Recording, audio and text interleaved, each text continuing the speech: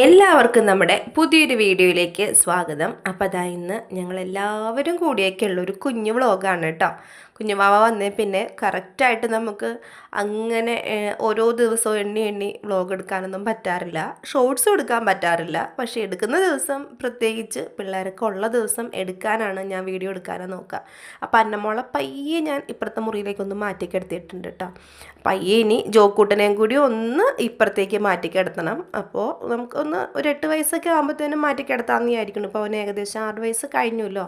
8 വയസ്സാവാൻ നിൽക്കില്ല ഞാൻ, എന്നാലും അതിന് മുന്നേ മാറ്റിക്കിടത്തും. എൻ്റെ മോളെ മാറ്റിക്കിടത്താൻ ഭയങ്കര പ്രയാസമായിരുന്നു കേട്ടോ. നിങ്ങൾക്ക് അറിയാലോ, ആദ്യത്തെ മക്കളെ മാറ്റിക്കിടത്താന്ന് വെച്ചാൽ ഭയങ്കര സങ്കടമുള്ള കാര്യമാണ്. പക്ഷേ എന്നാലും അന്നമോളെ ഇടക്കും തലക്കും ഇപ്പോഴും ഞങ്ങളുടെ അടുത്ത് വന്ന് കിടക്കും കേട്ടോ. അപ്പോൾ ഇവിടെ ആരെണ്ണീക്കുന്നതിന് മുന്നേ എണ്ണീറ്റ് പപ്പേനോട് വിശേഷങ്ങൾ പറയുന്ന ഒരാളുണ്ട്. രാവിലെ എണ്ണീറ്റ് കുറേ എന്തൊക്കെയോ അവളുടെ ഭാഷയിൽ കുണു എന്നൊക്കെ ഇങ്ങനെ ചേട്ടൻ്റെ അടുത്ത് പറയും. എൻ്റെ അടുത്ത് എന്തൊക്കെയോ നമ്മൾ ചോദിക്കണേനൊക്കെ ഓ ഊ എന്നൊക്കെ പറഞ്ഞുകൊണ്ട് എന്തൊക്കെയോ ഇങ്ങനെയൊക്കെ അവൾ സൗണ്ടൊക്കെ ഉണ്ടാക്കുന്നുണ്ട്. അപ്പോൾ ഇതാ കുറച്ച് കഴിയുമ്പോൾ കരയും കേട്ടോ വിശന്നിട്ട്. അപ്പം നല്ലോണം ഇരിക്കുന്ന സമയത്ത് ചേട്ടൻ അടുത്തുള്ളപ്പോഴാണ് ഞാൻ വേഗം ഓടിച്ചിട്ട് പണികൾ തീർക്കുക. അപ്പോൾ ഇന്ന് കുട്ടികൾക്ക് ഇത് കുറേ ദിവസം മുന്നേ എടുത്ത് വെച്ച വ്ളോഗാണ് കേട്ടോ. എഡിറ്റ് ചെയ്ത് വെക്കാൻ കുറച്ച് ദിവസം പിടിച്ചു, വോയിസ് കൊടുക്കാൻ കുറച്ച് ദിവസം പിടിച്ചു. നിങ്ങൾക്കറിയാലോ കുഞ്ഞുങ്ങളുള്ള വീടൊക്കെ ആകുമ്പോഴത്തേനും നമുക്ക് അയ്യോ ഒന്നും പറയണ്ട. അങ്ങനെ തന്നെ ഞാൻ വന്ന ജനലൊക്കെ തുറന്നിട്ടിട്ടുണ്ട്. പിന്നെ ബ്രേക്ക്ഫാസ്റ്റ് ഉണ്ടാക്കണം, നമുക്ക് അലക്കാനൊക്കെ ഉണ്ട്. അതെല്ലാ പണികളും കഴിഞ്ഞിട്ട് വേണം ഇനി ബാക്കിയുള്ള കാര്യങ്ങളൊക്കെ. നമ്മൾ കുഞ്ഞുവാവ നമ്മുടെ വീട്ടിലേക്ക് വരുമ്പോഴത്തേനുമേ നമുക്ക് കുഞ്ഞുമക്കൾ വീട്ടിലേക്ക് വരുമ്പോൾ എല്ലാവർക്കും അറിയാമല്ലോ, നമ്മൾ വിചാരിക്കുന്ന പോലെ ഒന്നും നടക്കില്ല.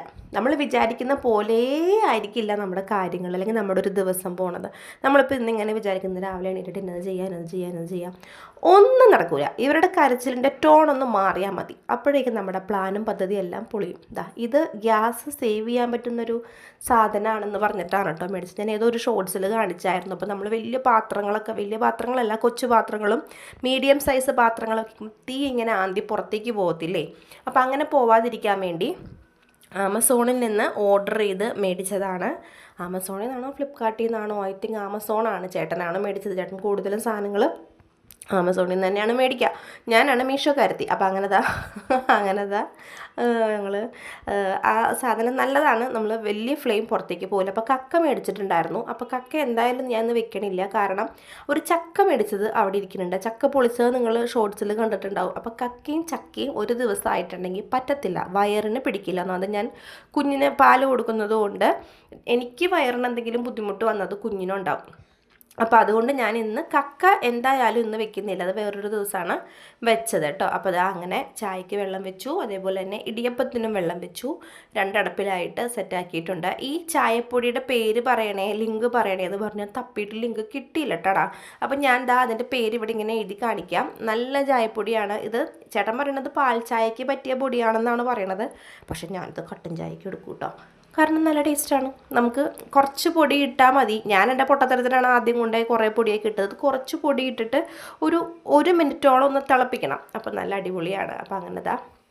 പിന്നെ ഇപ്പോൾ ഇതേ കുറച്ച് നാൾ കൂടി അടുക്കളയ്ക്ക് കയറിയത് കൊണ്ട് എന്തൊക്കെ എവിടെ ഇരിക്കുന്നതെന്ന് പോലും എനിക്കൊരു പിടുത്തക്കുറവുണ്ട്. ഞാൻ അത് എടുക്കും, പക്ഷെ എന്നാലും ഒരു തപ്പലും ഒരു ഇതൊക്കെയുണ്ട്. മനസ്സ് മുഴുവൻ വാവയുടെ വിചാരമാണ്. അപ്പോൾ ഇതാണ് ചായപ്പൊടിയുടെ പേര്. ഞാനായിട്ട് ഇനി പറഞ്ഞു തെറ്റിക്കുന്നില്ല. ഞാൻ ഇതിവിടെ ഇങ്ങനെ എഴുതി കാണിക്കാം കേട്ടോ. നല്ല തേയിലയാണ് അത്. ഏറ്റവും ക്വാളിറ്റി ഉള്ള തേയില എന്നൊക്കെ പറഞ്ഞിട്ട് നമ്മളിങ്ങനെ റിവ്യൂ കണ്ടപ്പോഴാണ് അത് മേടിച്ചത് കേട്ടോ. നല്ല സാധനമാണ്. ഇച്ചിരി വിലയുണ്ട്, പക്ഷേ എന്നാലും നമുക്ക് കുറേ നാൾ നമുക്ക് ഉപയോഗിക്കാൻ പറ്റും. പാൽ ചായക്കാണ് ബെസ്റ്റ് കട്ടൻ ചായയേക്കാളും. അപ്പോൾ ചേട്ടൻ കടയിൽ പോയിട്ട് വന്നു. നമ്മൾ ഇടിയപ്പം ഉണ്ടാക്കാമെന്നാണ് ഞാൻ വിചാരിച്ചത്. നമ്മളിപ്പോൾ ഞാൻ പറഞ്ഞില്ലേ, പ്ലാനിങ് ഒന്നും മുൻകൂട്ടി നമ്മൾ ചെയ്ത് വെച്ചിട്ടുണ്ടെങ്കിൽ ഒന്നും തന്നെ നടക്കുന്നില്ല.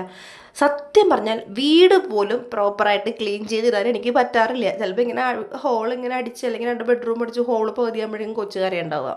അപ്പോൾ വേഗം അത് അവിടെ ഇട്ടിട്ട് അവനെടുക്കാൻ പോകും. നന്നായിട്ട് കിടത്തി ഉറക്കി കുളിക്കാം എന്നൊക്കെ വിചാരിച്ചിട്ട് തലയിൽ എണ്ണ ഇടുമ്പോഴായിരിക്കും ഏതെങ്കിലും ഒരു വണ്ടിക്കാരൻ ഒരു കാര്യമില്ലാണ്ട് വീടിൻ്റെ മുമ്പിലെത്തുമ്പോൾ ഹോണടിക്കും. എനിക്കറിഞ്ഞൂടെ കർത്താവ് എന്തിനാണ് ഇവരൊക്കെ കറക്റ്റ് ഇവിടെ എത്തുമ്പോൾ. പിന്നെ വേറൊരു കാര്യമുണ്ട്, നമ്മുടെ ഇവിടെ വർക്ക്ഷോപ്പ് ഉള്ളതുകൊണ്ട് അവിടെ നിന്നൊരു വഴിയുണ്ട്. അപ്പോൾ ആ വഴി എത്തുമ്പോഴത്തേനും വേറെ വണ്ടികൾ തട്ടുമ്പോൾ നമ്മളിങ്ങനെ ഹോൺ അടിക്കുമല്ലോ, അതായിരിക്കും. പക്ഷെ അവിടെ നിന്ന് തന്നെ ഒരു ഹോൺ അടിക്കും. അതെന്തിനാണെന്നാവോ എനിക്കറിയാൻ പാടില്ല. എന്തായാലും ഇവിടെ എത്തുമ്പോഴത്തേനൊരു ഹോണടി ഉണ്ട്. അതുപോലെ തന്നെ നമ്മുടെ ഇവിടെ ഇങ്ങനെ ഒരു മൂന്നും കൂടി ഒരു ജംഗ്ഷൻ പോലെ ആയതുകൊണ്ട് വഴി ചോദിക്കാൻ വേണ്ടി വരും. ഇവിടെ ഇങ്ങനെ പന്തൽ സെറ്റ് വാടകയ്ക്ക് കൊടുക്കുന്നവരും കാറ്ററിംഗ് നടത്തുന്നവരൊക്കെ ഉണ്ട്. അപ്പോൾ വർക്ക്ഷോപ്പിൻ്റെ അടുത്തുള്ള വീടാണെന്ന് പറഞ്ഞിട്ടാണ് അവിടെ നിന്ന് വിടുന്നത്, നമ്മുടെ ജംഗ്ഷൻ്റെ അവിടെ നിന്ന്. അപ്പോൾ വിടുമ്പോൾ നമ്മുടെ മേളിലത്തെ ജംഗ്ഷൻ്റെ അവിടെ നിന്ന്. അപ്പോൾ അവിടെ നിന്ന് ഇങ്ങനെ വരുമ്പോഴത്തേനും വർക്ക്ഷോപ്പ് കഴിഞ്ഞിട്ട് ആദ്യം കാണുന്നത് നമ്മുടെ വീടാണ്. അപ്പോൾ ചോദിക്കുമ്പോഴത്തേനും അവിടെ വന്നിട്ട് ഒന്ന് ഹോണടിയും, അല്ലെങ്കിൽ ഗേറ്റിലൊന്ന് തട്ടും. അപ്പോൾ പോയി കൊച്ചെണീറ്റു ഡീം, എൻ്റെ പണിയൊക്കെ തദൈവ. അപ്പോൾ ഞാൻ എന്താ തദൈവെന്നല്ല, ഒക്കെ തകരാറിലാവും. അങ്ങനെയാണ് ഇപ്പോൾ. നേരത്തേക്ക് അതൊരു ബുദ്ധിമുട്ടല്ലായിരുന്നു, പക്ഷേ ഇപ്പോൾ അത് ഭയങ്കര ബുദ്ധിമുട്ടാണ്.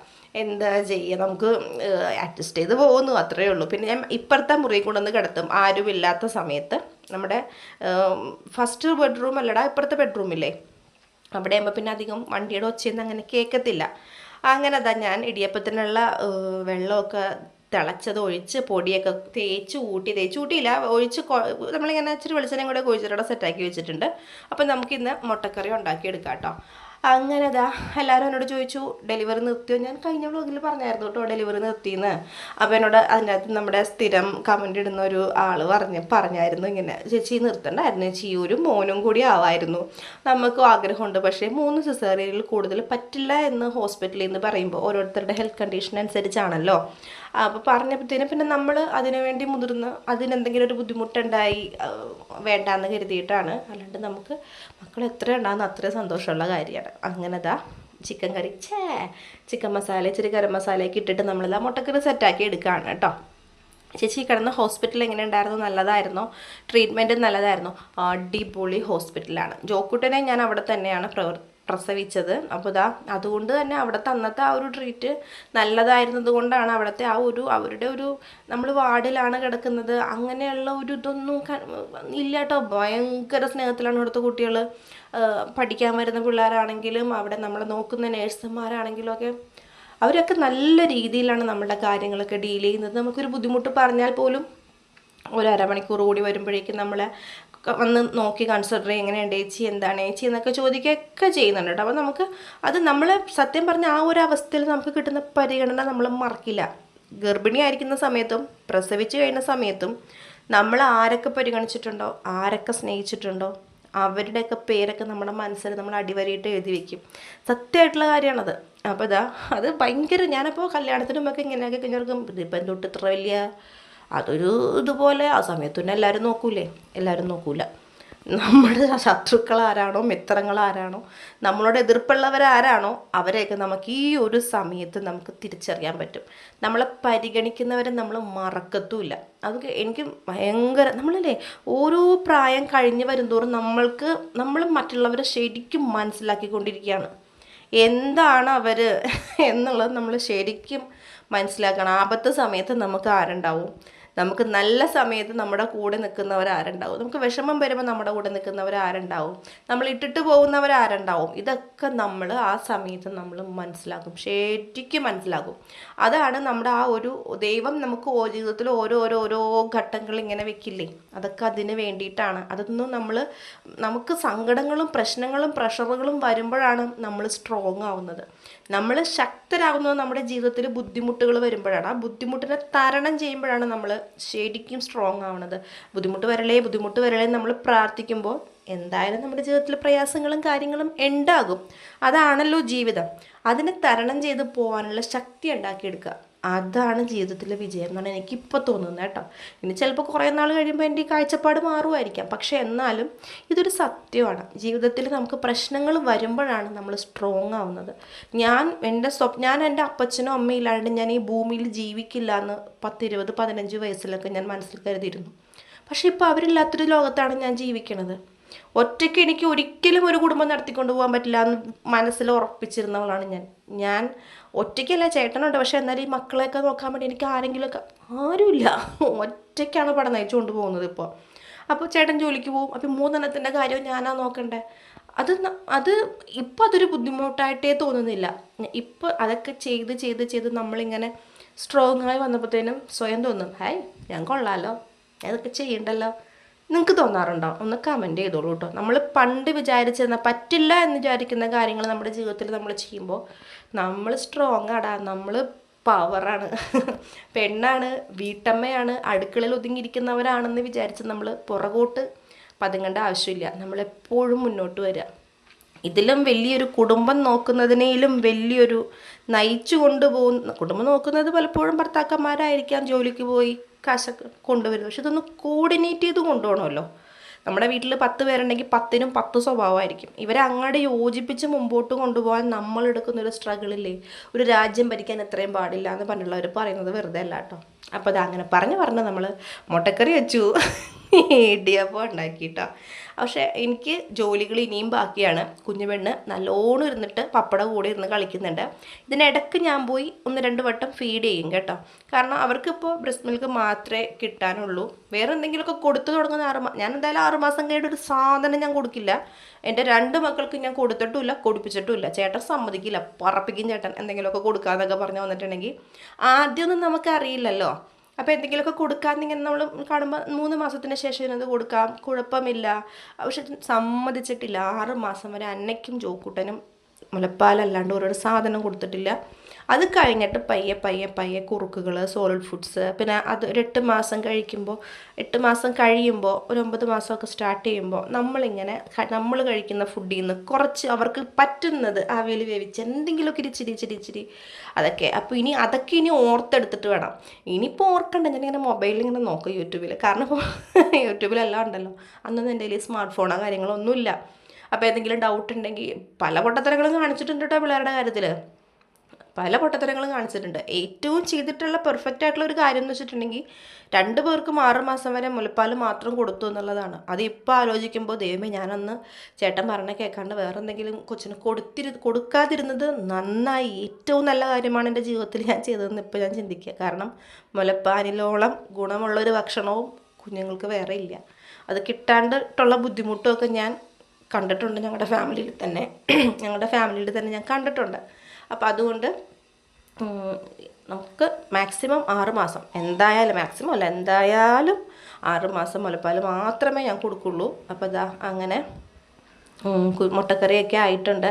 ഇവിടെ അന്നമോൾക്ക് മുട്ട വലിയ ഇഷ്ടമില്ല. അപ്പോൾ അതുകൊണ്ട് ഞാൻ അതിൻ്റെ കൂട്ടത്തിൽ കൂടി കാടമുട്ടയും കൂടി പുഴുങ്ങിയിട്ടുണ്ട് കേട്ടോ. ജോക്കുട്ടൻ കഴിക്കും, പക്ഷെ എന്നാലും അവനൊരു ബുദ്ധിമുട്ടാണ്. കോഴിമുട്ട കഴിക്കാനൊക്കെ ഒരു ഇച്ചിരി മടിയാണ്. കോഴിമുട്ട പിന്നെയും തിന്നും. ഈ താറാമുട്ട കഴിക്കാനാണ് കുട്ടികൾക്ക് മടിയല്ലേ? നിങ്ങളുടെ മക്കൾക്ക് അങ്ങനെയാണോ? താറാമുട്ട കാണുമ്പോൾ എന്നാലും അതിൻ്റെ ഉള്ളിൽ എന്തോ കുഞ്ഞിരിക്കണം, അതിൻ്റെ നിങ്ങളുടെ കാട്ടായം. അയ്യോ അമ്മ വേണ്ടമ്മ, മുട്ട വേണ്ടമ്മ. അതിൻ്റെ ഒരു മണമുണ്ട്, ഒരു പൊട്ട ഒരു മണമുണ്ട്. പിന്നെ ഉപ്പും കുരുമുളകൊക്കെ ഇട്ടിട്ടാണെങ്കിലും കഴിച്ചോളും. ഇപ്പം കഴിക്കുന്നുണ്ട് കുറച്ച്. പക്ഷെ നേരത്തെ ഒട്ടും തന്നെയില്ലായിരുന്നു കേട്ടോ. എൻ്റെ പുണ്യാള, ഞാൻ വിഷമിച്ച് പോയിട്ടുണ്ട്. ഇതിനൊന്ന് അന്നമോള് കഴിക്കും, പക്ഷെ എന്ന് ഇവർക്ക് പരിധി കൂടുതൽ 2-3 ദിവസം അല്ലെങ്കിൽ ഒരാഴ്ചയ്ക്ക് അടുപ്പിച്ച് മുട്ട കഴിച്ചിട്ടുണ്ടെങ്കിൽ ഇവർക്ക് വറുത്താണെങ്കിലും പുഴുങ്ങിയാണെങ്കിലും ഇവർക്ക് അലർജിയുടെ ബുദ്ധിമുട്ടുള്ളത് കൊണ്ട് ചിലപ്പോൾ കണ്ണൊക്കെ ഒന്ന് തടിച്ച് വീർക്കും, ചൊറിച്ചിലൊക്കെ വരും. അപ്പോൾ അതുകൊണ്ട് അവർക്ക് ഞാൻ അങ്ങനെ അധികം മുട്ട കൊടുക്കാറില്ല. ഇപ്പം ഞാൻ കാടമുട്ട കൊടുത്തിട്ടുണ്ട്. അപ്പോൾ അത് അധികം കഴിക്കില്ലല്ലോ, 1-2 അല്ലേ കഴിക്കത്തുള്ളൂ. അപ്പം ഞാൻ അങ്ങനെ കുഞ്ഞുവാവയുടെ തുണി, അപ്പോൾ എല്ലാവരും എന്നോട് ചോദിച്ചു, ചേച്ചി തുണി മാറ്റാനായില്ലേ? ഞങ്ങളൊക്കെ 28 കഴിഞ്ഞപ്പോൾ മാറ്റി, 56 കഴിഞ്ഞപ്പോൾ മാറ്റി. ഇവിടെ 56 കഴിഞ്ഞു, 28 കഴിഞ്ഞു, അത്ര ദിവസമായി. ഞാനെപ്പോഴും തുണി യൂസ് ചെയ്യുന്നുണ്ട്. ചെറിയ കുഞ്ഞുവാവയുടെ മാതിരി കുഞ്ഞു ഷഡ്ഡികളുണ്ടാവുമല്ലോ നമുക്ക് മേടിക്കാൻ കിട്ടുന്നത്, അതൊക്കെ ഇടുന്നുണ്ട് ഉടുപ്പിൻ്റെ കൂടെ കിട്ടുന്നതൊക്കെ. പക്ഷെ എന്നാലും കൂടുതലും തുണി തന്നെയാണ്. ഞാൻ ഇവർക്ക് അതൊക്കെ തന്നെയാണ് യൂസ് ചെയ്തിട്ടുള്ളത്. പിന്നെ രാത്രി കിടക്കുമ്പോൾ മാത്രം ഡയപ്പർ വെച്ചിട്ട് കിടത്തും. പിന്നെ എന്തെങ്കിലും എവിടെയെങ്കിലും പോകാനുണ്ടെങ്കിലോ, ചിലപ്പോൾ ഒന്ന് ഹോസ്പിറ്റലിൽ പോകണമെങ്കിലോ അല്ലെങ്കിൽ പുറത്തെന്തെങ്കിലും കാര്യത്തിന് പോകണമെങ്കിലോ നമ്മൾ ഇങ്ങനെ ഇതാക്കും. അപ്പോൾ എന്നോട് വേറെ 1-2 പേര് ചോദിച്ചു, ചേച്ചി എന്താ ഇപ്പോൾ ഇനി പുറത്തേക്ക് ഇറങ്ങാൻ പാടില്ലേ, 19-56 കഴിഞ്ഞല്ലോ? ഞങ്ങളുടെ ഇപ്പം എല്ലാവരും അതൊന്നും ഫോളോ ചെയ്യുന്നില്ല. സിസേറിയൻ കഴിഞ്ഞിട്ടുണ്ടെങ്കിൽ 90 കഴിയണം പള്ളി നട കയറാനെന്ന് പറയും. ഇപ്പോഴത്തെ കാലത്താരൊന്നും നോക്കാറില്ല. പക്ഷേ എനിക്കിപ്പോൾ പുറത്ത് പോയിട്ട് വലിയ അത്യാവശ്യമില്ല. പോകണമെങ്കിൽ ഞാൻ അത്യാവശ്യം എന്തെങ്കിലും ഉണ്ടെങ്കിൽ ഇപ്പോൾ 56-ന് വീട്ടിൽ പോയല്ലോ, അതേപോലെ എന്തെങ്കിലുമൊക്കെ അത്യാവശ്യം ഉണ്ടെങ്കിൽ പോകും എന്നല്ലാണ്ട് ഞാൻ പൊതുവേ ഇപ്പം അങ്ങനെ പുറത്തേക്ക് ഇറങ്ങാൻ പോകാറില്ല. ഇത് ഫോളോ ചെയ്യുന്നത് കൊണ്ട് എന്നല്ല ഞാൻ പറയുന്നത്. നമ്മളെ കുഞ്ഞിന് 3 മാസം പോലും ആയിട്ടില്ല. പുറത്തേക്ക് ഇറങ്ങി വാക്സിൻസ് ആകെ നമ്മൾ അധികം ഒന്നും എടുത്തിട്ടില്ല. ഇനി 10ാമത്തെ ആഴ്ചയിലെ വാക്സിൻ എടുക്കാനായിട്ട് ഇപ്പോൾ ഈ ആഴ്ച അല്ലെങ്കിൽ അടുത്ത ആഴ്ച പോകണം. അപ്പോൾ അത് വാക്സിൻസോ കാര്യങ്ങളൊന്നും അധികം കൊടുത്തിട്ടില്ല. ഇവർക്ക് പെട്ടെന്ന് അസുഖങ്ങൾ വരും. ഒന്നാമത് ചൂടും പൊടിയാണ്. വീടിൻ്റെ അകത്തിരുന്നിട്ട് തന്നെ നമുക്ക് തുമ്മൽ വരികയാണ്. അത്രയ്ക്ക് ചൂടും അത്രയ്ക്ക് പൊടിയാണ്. ക്ലൈമറ്റ് ഇങ്ങനെ ഇടയ്ക്കൊരു മഴയും പെയ്യും. ഈ ക്ലൈമറ്റ് ഇങ്ങനെ മാറി വരുന്ന സിറ്റുവേഷൻസിൽ നമ്മൾക്ക് തന്നെ പെട്ടെന്ന് രോഗങ്ങൾ വരുമ്പോൾ കുഞ്ഞുങ്ങൾക്ക് വരാതിരിക്കില്ലല്ലോ. അപ്പോൾ അതുകൊണ്ടാണ് ഞാൻ ഇനി കുഞ്ഞിനെയും കൊണ്ട് അങ്ങനെ പുറത്തേക്ക് പോകണ്ട, ഒരു 3 മാസം കഴിയട്ടെ, അല്ലെങ്കിൽ ബാപ്റ്റിസം കഴിയട്ടെ എന്ന് ഓർക്കുന്നത് കേട്ടോ. അപ്പോൾ ഞാൻ കുഞ്ഞു അവിടെ തുണി തീരുമാനം ഉണ്ടായിരുന്നു, അതൊക്കെ തിരുമിയിട്ടു. അപ്പോൾ ഞങ്ങളുടെ ഒരു ഇതനുസരിച്ച് 90 കഴിയാണ്ട് സിസേറിയൻ ആണെങ്കിൽ പള്ളിനട കയറരുത്, നോർമൽ ഡെലിവറി ആണെങ്കിൽ 45 ദിവസം കഴിയാണ്ട് പള്ളിനട കയറരുത്, അങ്ങനെയൊക്കെയാണ്. അതുപോലെ ഞങ്ങൾക്കിപ്പോൾ നോമ്പ് നടക്കുന്നത് കൊണ്ട് 50 നോമ്പാണല്ലോ, നോമ്പ് നടക്കുന്നത് കൊണ്ട് ഇപ്പോൾ മാമോദീസം നടത്താൻ പറ്റില്ല. നമുക്ക് നോമ്പ് കഴിഞ്ഞ ശേഷം മാത്രമേ മാമോദീസം നടത്താൻ പറ്റുള്ളൂ. അപ്പം നമ്മൾ ഡേറ്റൊക്കെ ഫിക്സ് ചെയ്തിട്ടുണ്ട്, അടുത്ത മാസമാണ്. അതൊക്കെ ഞാൻ പുറകെ പറയാം കേട്ടോ, നമുക്ക് അതിൻ്റെ തിരക്കാണ്, അയ്യോ എനിക്ക് മേല. അങ്ങനെതാ അതിന് വേണ്ടി നമ്മൾ ഓരോരോ കാര്യങ്ങൾ ചെയ്യുകയാണ്. അപ്പം എൻ്റെ മോൾ ഇതാ ചെടിയൊക്കെ നനക്കുന്നുണ്ട് കേട്ടോ. നമ്മുടെ ജീവിതത്തിൽ കുറേ പ്രശ്നങ്ങളുണ്ട്, നമുക്കെല്ലാം അങ്ങനെ സോഷ്യൽ മീഡിയയിൽ വന്നിരുന്ന് പറയാൻ പറ്റുന്നതല്ല. ഞാൻ പറയട്ടെ, നമ്മൾ സന്തോഷമുള്ള കാര്യങ്ങൾ ഞാൻ പറയുമ്പോഴാണ് നിങ്ങൾക്കും സന്തോഷം. സങ്കടമുള്ള കാര്യങ്ങൾ ഞാൻ പറയുമ്പോൾ നിങ്ങൾ പ്രാർത്ഥിക്കുമായിരിക്കാം, പക്ഷെ നിങ്ങളുടെ മനസ്സും വിഷമിക്കും. എനിക്ക് അത്രയും സഹിക്കാൻ പറ്റാത്ത എന്തെങ്കിലുമൊക്കെ ആണെങ്കിൽ ഞാൻ പറയും. അപ്പോൾ അത് നിങ്ങൾ എനിക്ക് വേണ്ടി ഞാൻ പല വ്ളോഗുകളിൽ ഞാൻ കരഞ്ഞിട്ടുണ്ട്. എനിക്ക് സഹിക്കാൻ പറ്റാത്ത, എനിക്ക് അങ്ങനെയുള്ള വിഷമങ്ങളൊക്കെ വരുമ്പോൾ ഞാൻ പറയാറുണ്ട്. പക്ഷെ കുറേയൊക്കെ നമ്മൾ ഉള്ളിലടക്കും, എല്ലാം നമുക്കങ്ങനെ പറയാൻ പറ്റുന്നതല്ല. അങ്ങനെ അന്നമോൾ പറഞ്ഞു, അമ്മ അവൾ ഉറങ്ങണം നോക്കിയമ്മ, അവൾ 2 കൈയും കവിളത്തിങ്ങനെ വെച്ചിട്ട് നോക്കമ്മ. അപ്പോൾ നമുക്കിപ്പോൾ അതിങ്ങനെ കിടക്കണോ എൻ്റെ ചക്കരപ്പൊന്നെ. അപ്പോൾ എനിക്കിങ്ങനെ കടിച്ചങ്ങട് തിന്നാൻ തോന്നി എൻ്റെ മുത്തിന.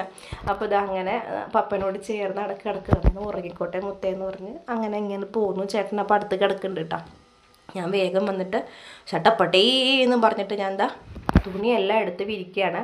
ഞാൻ പുറത്ത് വിരിക്കുന്നില്ല കേട്ടോ തുണി. അമ്മയുള്ളപ്പോൾ അപ്പുറത്ത് പറമ്പിൽ കൊണ്ട് ഇടുമായിരുന്നു. പക്ഷെ ഞാനിപ്പോൾ പുറത്തേക്ക് പോകുന്നില്ല, ഇവിടെ തന്നെയാണ് വിരിക്കണത്. കാരണം നല്ല ചൂടാണ്, ഇതിൻ്റെ അകത്ത് തന്നെ ഇട്ടാൽ മതി. ഒരു 20 മിനിറ്റിനുള്ളിൽ കുഞ്ഞിൻ്റെ തുണികൾ, 20 മിനിറ്റ് വേണ്ട, അതിനുള്ളിൽ തന്നെ കുഞ്ഞിൻ്റെ തുണികളൊക്കെ ഉണങ്ങിക്കോളും. ഈ സ്റ്റാൻഡ് ഞാൻ 2 എണ്ണം മേടിച്ചു കേട്ടോ.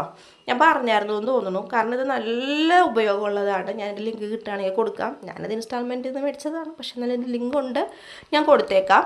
അപ്പോൾ നമുക്കിത് ഓൺലൈനിൽ അവൈലബിൾ ആണ്. പിന്നെ ടർക്കിയൊക്കെ ഞാൻ ഇവിടെ ഇങ്ങനെ ഒരു അയ കിട്ടിയിട്ടുണ്ട്. അയോ അശയോ അഴയോ എന്താ നിങ്ങൾ പറയണേ, ഞങ്ങളുടെ ഇവിടെ അഴ എന്നാണ് പറയുന്നത് കേട്ടോ. അശയെന്ന് പറയുന്നവരുണ്ട്, ഇപ്പോൾ അമ്മച്ചിയുടെ നാട്ടിലൊക്കെ പോകുമ്പോൾ അശ എന്നൊക്കെ പറയുന്നത്, ഇവിടെ അഴയെന്നാണ് പറയുന്നത്. അപ്പോൾ ടർക്കി കട്ടിയുള്ള ഇങ്ങനെയുള്ള മുസ്ലിം ക്ലോത്തിന് വലിയ കട്ടിയൊന്നുമില്ല, പക്ഷേ എന്നാൽ അതിനൊരു ഇതുണ്ടല്ലോ. അപ്പോൾ അത് ഇങ്ങനെ അവിടെ വിരിച്ചിടും. അപ്പോഴേക്കും നമ്മുടെ കുഞ്ഞിപ്പെണ്ണ് എണ്ണീറ്റു. ഇനി ഇവളെ കുളിപ്പിക്കണം, മച്ചിട്ടാ പാല് കൂക്കണം, എൻ്റെ മുത്തിൻ്റെ കണ്ണെഴുതിക്കണം. ഞാൻ ഇവളിങ്ങനെ കൊഞ്ചിച്ച് വർത്താനം പറഞ്ഞ് ജോക്കൂട്ടൻ്റെ അന്നക്കുട്ടി ഇതേപോലെ കൊഞ്ചിച്ചു ഇങ്ങനെ, അച്ഛൻ്റെ അമ്മൻ്റെ മുത്തനോ ചേട്ടൻ്റെ പൊന്നനോ എന്നൊക്കെ പറഞ്ഞില്ലേ. ഇവൻ പറയും, അമ്മ ഞാൻ സ്കൂളിൽ പോട്ടും കൂട്ടാൻ്റെ അടുത്ത് ഇതേപോലെ കൊഞ്ചിയാണമ്മ വർത്താനം പറയണം, എനിക്ക് നാണോ ഓണമ്മ. ഞാൻ പറഞ്ഞു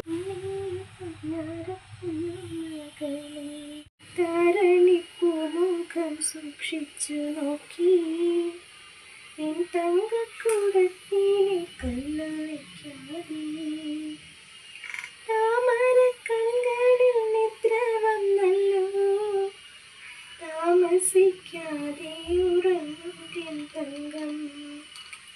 താമര കണ്ണുകളിൽ നിദ്ര വന്നല്ലോ, താമസിക്കാതെ ഉറങ്ങും തങ്കം. അങ്ങനെ എൻ്റെ ഗാനമേളയൊക്കെ കഴിഞ്ഞ് ഞാൻ കുഞ്ഞുവാവിനെ കുളിപ്പിക്കാണ് കേട്ടോ. ജോക്കൂട്ടനുള്ള ദിവസം ഭയങ്കര ഇൻട്രസ്റ്റാണ്. അന്നമോൾക്കാണെങ്കിൽ ഭയങ്കര സന്തോഷമാണ്. തോർത്തെടുത്ത് തരാ, കുഞ്ഞിനെ കുളിപ്പിക്കാൻ, വെള്ളം വയ്ക്കുക, അവർക്ക് ഇതൊക്കെ അവർ ആഘോഷിക്കുകയാണ് അവരുടെ ഈ ഒരു സ്റ്റേജ്. അവർക്ക് ഇതിലും വലിയൊരു ഗിഫ്റ്റ് എനിക്ക് കൊടുക്കാനില്ല കേട്ടോ. അപ്പോൾ അങ്ങനെ 2 ആൾക്കും ഞാൻ ഫുഡൊക്കെ കൊടുക്കുകയാണ്. ഇനിയിപ്പോൾ ഭക്ഷണം കൊടുക്കുക. ഇനി അവർക്ക് പരീക്ഷയൊക്കെ വരികയാണ്, പരീക്ഷ നടന്നുകൊണ്ടിരിക്കുകയാണ് ഇപ്പോൾ. നിങ്ങളുടെ മക്കൾക്കൊക്കെ എങ്ങനെയാണ്, എക്സാമൊക്കെ സ്റ്റാർട്ട് ചെയ്തോ? ഇവിടെ എക്സാമൊക്കെ സ്റ്റാർട്ട് ചെയ്തു കേട്ടോ. അപ്പോൾ അതിൻ്റെ ഒരു ഇതിലിങ്ങനെ ഞങ്ങൾ പോയിക്കൊണ്ടിരിക്കുകയാണ്. അപ്പോൾ പരീക്ഷയൊക്കെ മക്കളൊക്കെ നന്നായിട്ട് തന്നെ എഴുതട്ടെ. അതുമല്ല ഇപ്പോൾ ഒന്നിച്ചിരുന്നുള്ള ഭക്ഷണം കഴിക്കലൊന്നും നടക്കുന്നില്ല കേട്ടോ. 1 ട്രിപ്പ് 2 ട്രിപ്പ് 3 ട്രിപ്പൊക്കെ ആയിട്ടാണ് ഞങ്ങൾ ഓരോരുത്തർ സെറ്റായിട്ടൊക്കെയാണ് കഴിക്കുന്നത്, ഒറ്റക്കും അങ്ങനെയൊക്കെ. പിന്നെ പിള്ളേരില്ലാത്തപ്പോൾ എൻ്റെ കഴിപ്പ് പറയണ്ട. അന്നമോളുള്ളപ്പോൾ അന്നമോളുടെ കൈ കൊടുത്തിട്ട് എനിക്ക് ധൈര്യമായിട്ട് കഴിക്കാം. അപ്പോൾ ഞാനും അന്നമോളും ജോക്കൂട്ടനും ആദ്യം കഴിച്ചു, പിന്നെ ചേട്ടനും ഞാനും പിന്നെ കഴിച്ചു. അങ്ങനെയൊക്കെയാണിപ്പോൾ. ഇന്നത്തെ വിശേഷങ്ങൾ ഇത്രയേ ഉള്ളൂ. അടുത്തൊരു വ്ളോഗുമായിട്ട് കാണുന്നവരേക്കും എൻ്റെ എല്ലാ കൂട്ടുകാർക്കും 100 താങ്ക്സും 100 ചക്കരവും കേട്ടോ. അപ്പോൾ അടുത്ത വ്ളോഗിൽ കാണാം. ടാറ്റാ.